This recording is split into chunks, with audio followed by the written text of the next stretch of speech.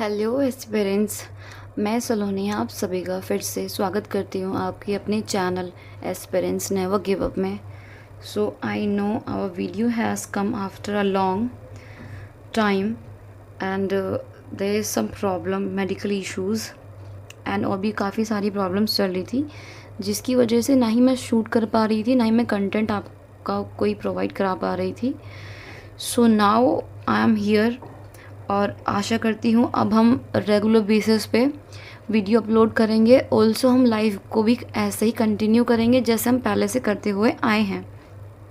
I hope again आप मुझसे connect करेंगे एंड जो जैसे चल रहा था, जैसे आप लोग मुझे पहले पसंद करते थे, पहले सपोर्ट करते थे, आप मुझे अभी भी वही सपोर्ट दिखाएंगे। ठीक है। सो हम ज़्यादा बात नहीं करेंगे बिकॉज़ ऑलरेडी हम बहुत ज़्यादा लेट हैं। बट अब हम ज़्यादा टाइम नहीं वेस्ट करते हैं और अपनी क्लास को स्टार्ट करते हैं, जो कि हम करा रहे हैं most repeated SSC exams 2025 one word substitutions. जो भी इस चैनल पे नया है वो पहले प्रीवियस वीडियो देख सकता है, लाइव भी देख सकता है कि मेरा जो स्केड्यूल है वो मैं किस तरीके से कराती हूँ। पहले मैं क्लास कराती हूँ एंड देन उस क्लास को रिवाइज़ कराने के लिए मैं नेक्स्ट डे लाइव करती हूँ। ओके, सो हम स्टार्ट करते हैं। ये जो भी जितने भी वन वर्ड हैं वो सारे इतनी बार रिपीट हुए हैं एसएससी के हर एक एग्ज़ाम्स में। और ये मत सोचना कि जो एरिक्विडी बेस्ड आ रहे हैं वो कोई और दुनिया से आ रहे हैं या फिर वो कहीं और से आ रहे हैं। ठीक है, वो भी PYQ से ही रिपीट हुए हुए हैं, अलग से वो कहीं से नहीं आ रहे हैं। ठीक है, तो हम अपना वीडियो को स्टार्ट करते हैं। तो हमारा फर्स्ट वन वर्ड है अ पर्सन हु ड्रॉज और मेक्स मैप। वो इंसान जो ड्रॉ करता है और बनाता है मैप्स को, उसको हम क्या बोलते हैं? सो उसको हम बोलेंगे कार्टोग्राफर, मीन्स मानचित्रकार। जो इंसान मैप्स को बनाता है और ड्रॉ करता है उसको हम क्या बोलेंगे?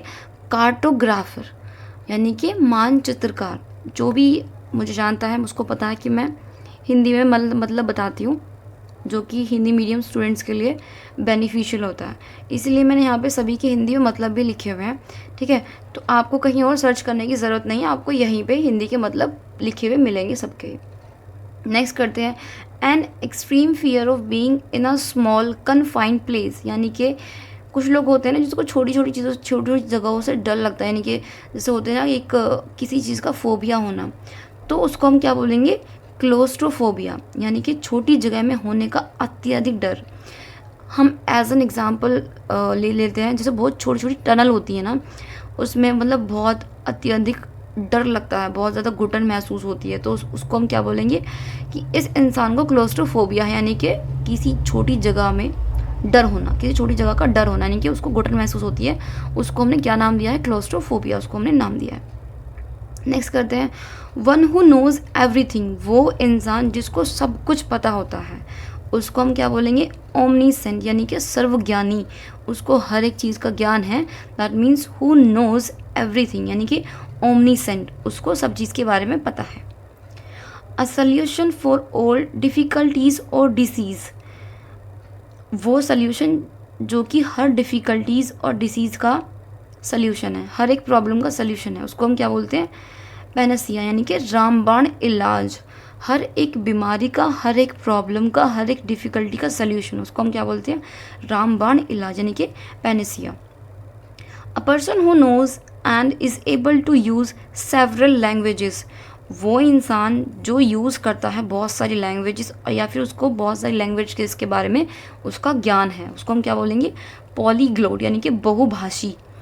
जो हम बायलैंग्वेज बोलते हैं ना, बायलैंग्वेज होता है जिसको दो भाषा का ज्ञान हो, हिंदी हो या फिर इंग्लिश हो, हिंदी हो संस्कृत हो, हिंदी हो या फिर पंजाबी हो या फिर इंग्लिश हो, उसको हम बोल देंगे बायलैंग्वेज, यानी कि दो भाषा का ज्ञान होना। लेकिन जिसको बहुत सारी, यानी कि सेवरल लैंग्वेजेस, बहुत सारी भाषाओं की नॉलेज है, उसको बहुत सारी भाषाओं के बारे में पता है, उसको हम क्या बोलेंगे?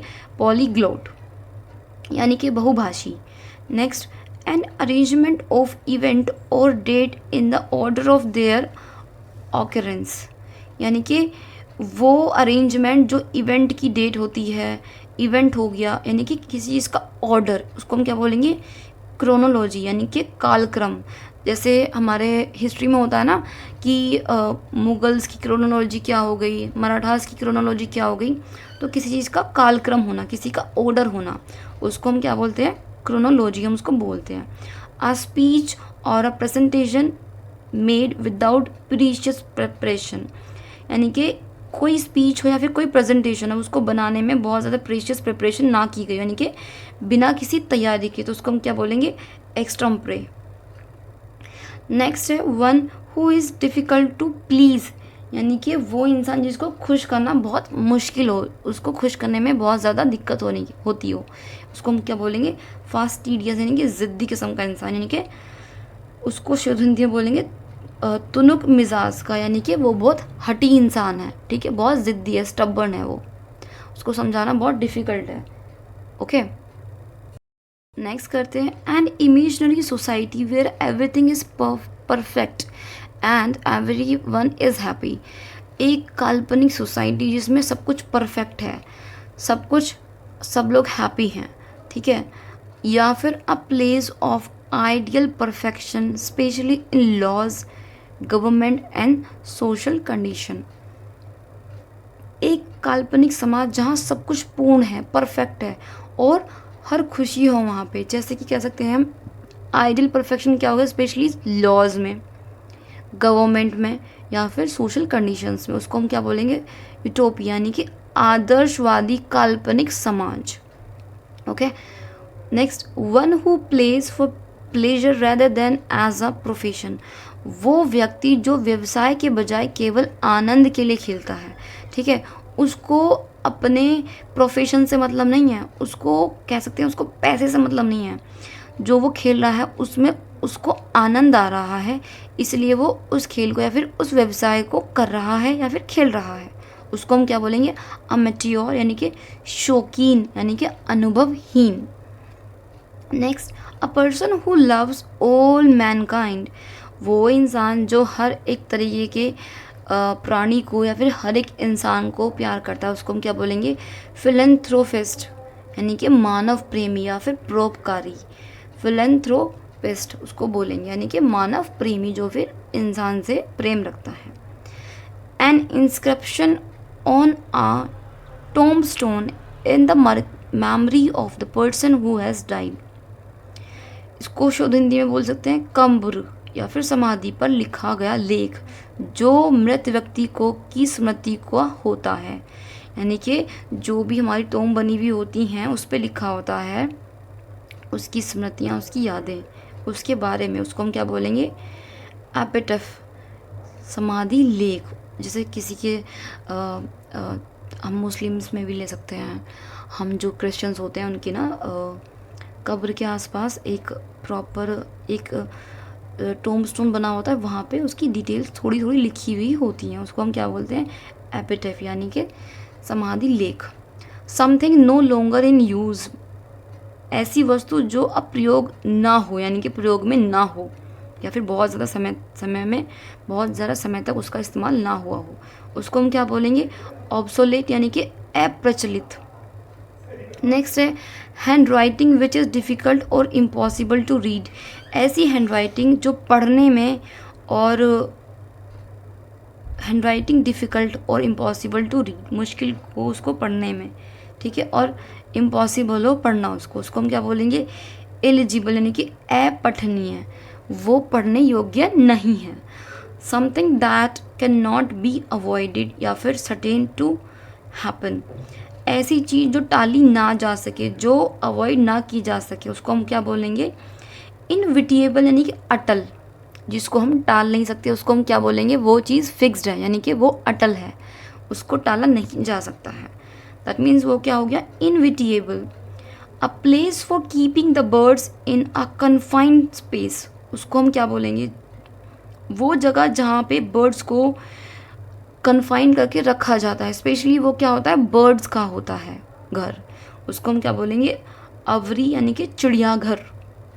Next able to use the left hand and right hand equally well, able to use left and right hand equally well, यानी कि लेफ्ट और राइट हैंड को इक्वली यूज़ करने में एबल होना, दोनों हाथों से लिखना या फिर दोनों हाथों को बराबर इस्तेमाल करने में एबल होना, उसको हम क्या बोलेंगे? एम्बीडेक्स्ट्रियस यानी कि अभ्यहस्त। क्या हो गया उसका आंसर? अभ्यहस्त यानी कि एम्बीडेस्ट्रियस। ठीक है, आगे करते हैं। Belonging to the same time या फिर a person living in the same age with another, यानी कि belonging to the same time यानी कि किसी एक काल का होना। ठीक है, जैसे हम जैसे सपोज करो मैं 90s की हूँ तो मैं, और मेरे साथ साथ कोई और भी 90s का, तो दैट मीन्स हम सेम टाइम से बिलोंग करते हैं। उसको हम क्या बोलेंगे? कंटेम्प्ररी यानी कि समकालीन, सेम टाइम से बिलोंग करना। दोनों लिखे हुए आ सकते हैं और दोनों को कंटेम्प्ररी उसका आंसर किया जा सकता है easily. Belonging to the same time, otherwise a person living in the same age with another. Okay, उसको क्या बोलेंगे? कंटेम्प्ररी यानी कि समकालीन। नेक्स्ट करते हैं, a person who can endure pain और hardship without showing his feeling या फिर कंप्लेनिंग। वो पर्सन जिसको पेन है और वो किसी हार्डशिप में है, वो बिना अपनी पेन को दिखाए हुए, अपनी फीलिंग्स को दिखाए हुए है, उसको हम क्या बोलेंगे? स्टोइक यानी कि सहनशील इंसान, भावहीन इंसान, यानी कि उसको अपने पेन को सहन करने की क्षमता है, वो उसको शो ऑफ नहीं करता, दिखाता नहीं अपने पेन्स को या फिर अपनी कंप्लेंट्स को, उसको हम क्या बोलेंगे? स्टोइक इंसान। One who does not believe in the expanse of God, वो इंसान जो भगवान में विश्वास ना रखता हो या फिर वो नहीं मानता हो कि भगवान है भी या नहीं है, उसको हम क्या बोलेंगे? एस्थेसिस यानी कि नास्तिक। एथिस्ट यानी कि नास्तिक होना, उसको भगवान में विश्वास नहीं है, वो भगवान में बिलीव नहीं करता है। अ पर्सन हु अटैक्स और क्रिटिसाइज चियर्स्ड बिलीव्स और इंस्टीट्यूशंस, ऐसा व्यक्ति जो पूजनीय यानी कि महत्वपूर्ण विश्वासों या फिर संस्थानों पर आक्रमण करता हो या उनकी आलोचना करता हो। दैट मीन्स जो बहुत से लोग होते हैं कि जो पूजनीय लोग होते हैं या फिर महत्वपूर्ण व्यक्ति होते हैं, उन पे आक्रमण करने की कोशिश करते हैं, फिर उनकी आलोचना करते हैं कि वो बहुत ज़्यादा पूजा पाठ में क्यों रहता है या बहुत वो इतना क्यों विश्वास करता है इन सब चीज़ों में, उसको हम क्या बोलेंगे? एक्नोक्लास्ट यानी कि रिवाज तोड़ने वाला इंसान। ठीक है, one who can not make mistake, वो इंसान जो कभी गलती ना करता हो या फिर वो कोई गलती ना करता हो, उसको हम क्या बोलेंगे? इनफेलिएबल यानी कि अचूक, उससे कोई गलती नहीं होती है, वो इंसान मिस्टेक करता ही नहीं है। Someone who makes charitable donation intended to the welfare of other people, क्या कहेंगे इसको हिंदी में? ऐसा व्यक्ति जो दूसरों के कल्याण के लिए दान करता हो, यानी कि दूसरों की हेल्प करने के लिए, दूसरों की मदद करने के लिए वो चैरिटी करता है, उसको हम क्या बोलेंगे? एट्रिस्ट यानी कि परोपकारी।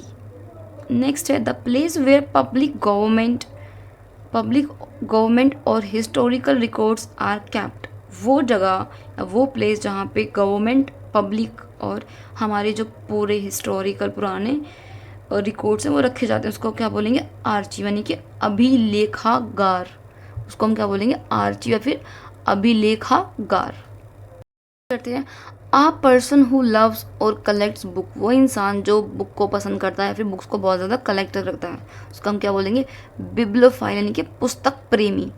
नेक्स्ट करते हैं, the murder of a whole race और अ ग्रुप ऑफ पीपल, फिर किसी पूरी जाति या फिर लोगों के समूह की हत्या कर देना, इसको हम क्या बोलेंगे? गेनोसाइड यानी कि नरसंहार करना किसी चीज़ का या फिर किसी जाति का या फिर किसी समूह का। A sound that can not B heard, वो वॉइस जो कि सुनने योग्य नहीं है, जिसको सुना नहीं जा सकता है। इनऑडिएबल यानी कि अश्वाय। One who can not be corrected और one who is beyond reform, जिसको वो इंसान जिसको करेक्ट नहीं किया जा सकता, दैट मीन्स इनकॉरिजिएबल, असंशोधनीय या फिर जो कभी ना सुधारा जा सके या फिर जो कभी ना सुधर सके। अ person who rights and edits dictionaries, उसको हम क्या बोलेंगे? वो इंसान जो लिखता है या फिर एडिट करता है डिक्शनरीज को।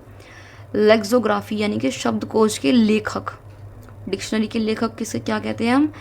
लेक्सोग्राफर्स। नेक्स्ट करते हैं, समवन हु वर्किंग और एक्टिंग मैरिली फॉर मनी और अदर रिवॉर्ड्स, या फिर a soldier who fight for the sake of money, ऐसा व्यक्ति जो खाली अवार्ड्स के लिए काम करता है, ऐसा व्यक्ति जो सिर्फ इनाम के लिए अपने काम को कर रहा है, उसे दुनियादारी से कोई मतलब नहीं है, ठीक है, उसे पैसों से मतलब है, उसे अवार्ड से मतलब है। दैट मीन्स मर्सिनरी यानी कि किराए के सैनिक। जैसे आप लोगों को पता है ना, सैनिक अपने देश के लिए लड़ते हैं, अपने देश के लिए काम करते हैं। तो अगर हम सैनिक को किराए पे लेने लगेंगे तो उसको हम क्या बोलेंगे, मर्सिनरी यानी कि किराए का सैनिक। A person who hates and avoids other people, वो इंसान जो नफरत करता हो या फिर किसी को अवॉइड करता हो पर्सन को, उसे हम क्या बोलेंगे, मिसएंथ्रोप यानी कि मानव द्वेषी। मिसएंथ्रोप यानी कि मानव द्वेषी, मानव से नफरत करने वाला इंसान। Sentimental longing for a period in the past, यानी कि अतीत की घटनाओं की यादें। जो इंसान अपने पास्ट में घुसा हुआ है, उससे निकलने की कोशिश नहीं कर रहा है, उसको हम क्या बोलेंगे, नोस्टैल्जिया। अतीत की घटना की यादें रखना, उसमें ही अपने आप को इन्वेस्ट करके रखना। Okay. Animal that can live both on land and in water, वो जानवर वो जंतु जो कि लैंड पे भी रहता है यानी कि धरती पे रहता है या फिर पानी पे भी रहता है, दोनों। इसको हम क्या बोलेंगे, एम्फिबियंस यानी कि उभयचर जंतु। वह जीव जो जल और थल दोनों पे रह सकता है। The life history of a person written by himself, किसी इंसान की लाइफ हिस्ट्री को लेख का क्या कहते हैं, दैट मीन्स ऑटोबायोग्राफी यानी कि आत्मकथा। किसी इंसान की the life history of a person written by himself, खुद की आत्मकथा लिखी हुई। पुरानी ज़माने में लिखते थे ना ऑटोबायोग्राफी किसी किसी की, मुगल्स काल में हैं, अभी भी हैं, ठीक है। उसको हम क्या बोलेंगे, ऑटोबायोग्राफी यानी कि आत्मकथा, किसी इंसान के बारे में लिखी हुई उसकी कहानी। अ person who Yeats human flesh, वो इंसान जो इंसान का फ्लैश खाता है यानी कि एनिएबल, नरभक्षक। A person employ to drive a private और हायर्ड कार, वो पर्सन यानी कि वो एम्प्लॉय जो प्राइवेट कार को हायर करता है या फिर ड्राइव करता है, उसको हम क्या बोलेंगे, चौफर यानी कि मोटर चालक।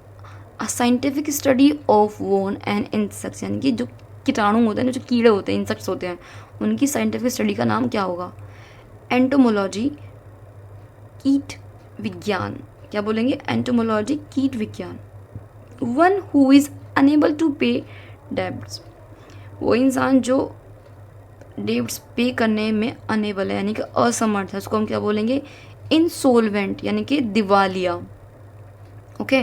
अ person with strong desire to steal, ऐसा व्यक्ति जिसमें चोरी करने की प्रबल इच्छा होती है, यानी कि उसको डिज़ायर है भाई वो चोरी करेगा ही करेगा, यानी कि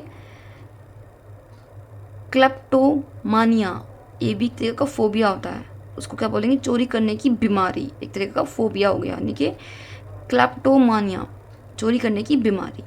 गवर्नमेंट और rule by a small group of people, यानी कि ऐसी सरकार या शासन जिसमें केवल कुछ गिने चुने लोग की ही शासन करते हों, उसको हम क्या बोलेंगे, ओलिगार्ची यानी कि अल्पतंत्र, ठीक है। सो हमने इस वीडियो में बहुत ज़्यादा वन वर्ड्स नहीं रखे हैं, हमने 40 वन वर्ड रखे हैं।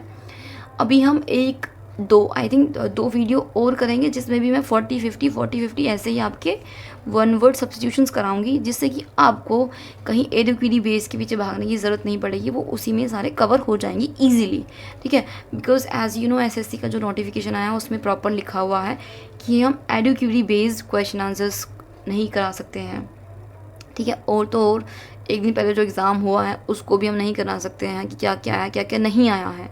दैट मीन्स जो एसएससी का स्टानो का हुआ है, फिर 13 का हुआ है, मतलब हम किसी का भी कोई क्वेश्चन करा ही नहीं सकते। सो बेटर है हम अपने जो मोस्ट रिपीटेड PYQs आए हैं अब तक उसी को ही हम कंटिन्यू करते हैं। इससे क्या होगा, ऐसा कुछ नहीं है कि कहीं और से पेपर आ रहा है, सब PYQ से ही आएगा, ठीक है। कोई लास्ट की PYQ से, कोई उससे पिछले PYQ से, ऐसे ही क्वेश्चंस आएंगे। तो इसमें डरने वाली घबराने वाली कोई ऐसी बात नहीं है, ठीक है। आप बेफिक्र होके, टेंशन फ्री होके इनको अच्छे से प्रिपेयर कर सकते हो, ठीक है। ऐसा नहीं कि जो बिल्कुल कहीं और से क्वेश्चन पेपर बन के आया है, फिर जो वोकैबुलरी जो आ रही है आपकी कहीं और से आ रही है। सो आपको कंटेंट में कहीं और मतलब कंफ्यूज होने की ज़रूरत नहीं है कि ये मैम ने इस बार एडिक्विटी बेस नहीं लिखा है, दैट मीन्स ये एडिक्विटी बेस नहीं है। ऑफकोर्स ये वहीं से हैं, ठीक है। क्योंकि ये मोस्ट रिपीटेड क्वेश्चंस हैं जो कि हर एसएससी एग्ज़ाम्स में आए हैं और आते रहे हैं, ठीक है, और आते रहेंगे भी। ओके, सो वीडियो को बहुत ज़्यादा लॉन्ग ना करते हुए हम कोशिश करेंगे कि हमारी सारी वीडियोस अब कॉन्टीन्यूसली आती रहें और हम लाइव भी करते रहें। अब जो मेरी नेक्स्ट वीडियो आएगी, परसों आएगी या फिर कल आएगी, जो भी आएगी वो हमारी लाइव होगी। जो भी मैंने आपको कराया है मैं आपको लाइव में क्वेश्चन पूछूंगी और आपको मुझे लाइव में उनके आंसर्स करने होंगे। ओके, सो इससे क्या होगा, आपका रिवाइज हो जाएगा ईजीली, आपको करने की बार बार इसको ज़रूरत नहीं पड़ेगी। सो हम मिलते हैं नेक्स्ट वीडियो में हमारी में। मैं आशा करती हूँ आप मुझे सपोर्ट कर रहे हैं, मुझे सब्सक्राइब भी कर रहे होंगे। अगर आपको मेरी वीडियो अच्छी लगती हैं, मेरी वीडियोस में कमेंट भी डेफिनेटली कर रहे होंगे। एंड प्लीज़ अगर आप मुझे सपोर्ट करोगे, मैं आपकी ज़्यादा से ज़्यादा मदद करने की कोशिश करूँगी, ठीक है। अगर आपके पास कोई रिसोर्सेज नहीं है तो आप मुझे कमेंट कर सकते हैं, आपके उस रिसोर्सेज को मैं आपके पास तक पहुँचाने की पूरी कोशिश करूँगी। ओके, सो अब हम मिलते हैं हमारी नेक्स्ट लाइव में। तब तक के लिए take care, bye bye and thanks for watching.